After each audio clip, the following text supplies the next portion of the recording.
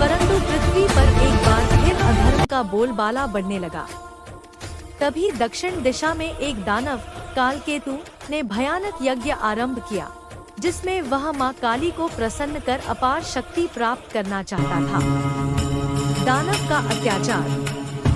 उस यज्ञ के प्रभाव से पूरे ब्रह्मांड में विकराल अग्नि फैलने लगी। देवता भयभीत होकर भगवान विष्णु और शिव से सहायता मांगने लगे।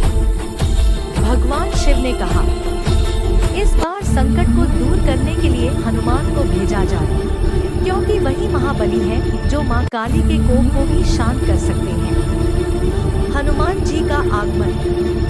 हनुमान जी आकाश मार्ग से गर्जना करते हुए पहुँचे।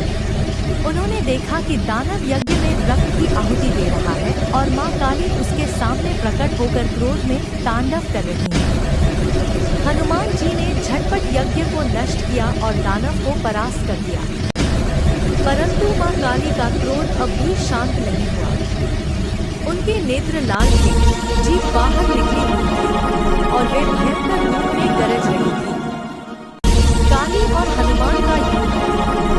हनुमान जी फोल्डर हाथ जोड़कर बोले, माँ, अब दुष्ट का अंत हो चुका है, कृपया अपना क्रोध शांत करें। परंतु काली जी ने कहा, जब तक यह रक्तपात समाप्त नहीं होगा, मैं शांत नहीं हो सकती। तब हनुमान जी ने सोचा, यदि माँ का क्रोध शांत नहीं हुआ तो सृष्टि का संतुलन बिगड़ जाएगा। उन्होंने अपनी शक्ति बढ़ाई और महाकाय रूप धारण किया। दोनों के बीच भीषण युद्ध हुआ। आकाश कांप उठा, दिशाएं गूंज उठी। काली जी त्रिशूल चलाती तो हनुमान जी गदा से प्रहार करते। कभी हनुमान जी उड़कर मां के पीछे जाते तो कभी मां अपने कराल रूप से उन पर झपट पड़ती। शक्ति और भक्ति की परीक्षा। अंत में हनुमान जी ने विनम्र होकर कहा, हे मां, आप शक्ति हैं, मैं भक्ति हूँ।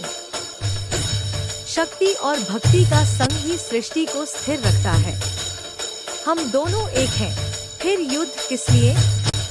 यह सुनकर मां काली का हृदय पिघल गया। उन्होंने हंसकर कहा, वत्स, तूने आज मुझे भी भक्ति की शक्ति का अर्थ समझा दिया। अब मेरा क्रोध शांत हुआ। समाप्ति। मां काली ने हनुमान जी को आशीर्वाद दिया।